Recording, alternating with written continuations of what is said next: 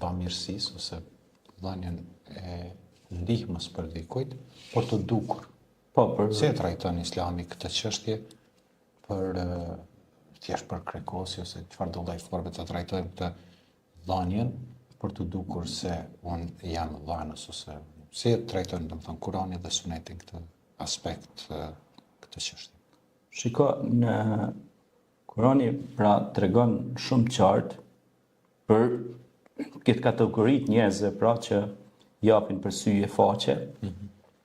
E kemi në surën Bekare, ajeti 264, thot, o besimtar, mos i prishni sadakat tuaja me përmendje dhe fyrje, si ai që jep pasurinë për të dukur para njerëzve. Pra, kur ti e jep një diçka, mos e jep edhe me këshironash edhe djathas aty, se me po sa ka mirë, ose me po që unë jam burri mirë, ose grua mirë, që po bëj sadaka. Bëje për Allah.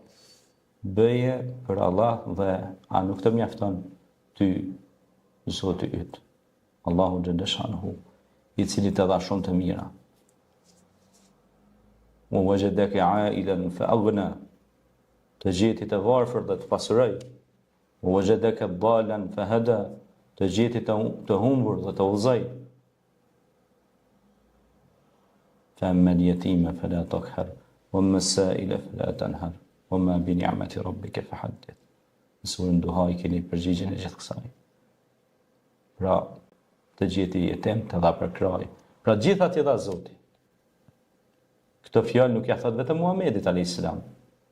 Po na thot të gjithëve njëve. Kur kam marrë shembull fëmijën e vogël, më jetem se fëmia e vogël nuk ka. Nëse se kap nana për dorë ose baba, ai rrezohet. S'ka mundësi me hangër me dorë vetë, se halos ju kanë forcuar dorët, ha? Beb. Pra, Allah ja dha pranti prindrit, e ata u kujdesen për të, që ai të forcohet dhe të bëhet dikushën e jetë, dhe pastaj ata që përmendin ose fyen le ta dinë se Allahu është duke i shikuar. Dhe le ta dinë se çdo gjë që e kanë prej Zotit.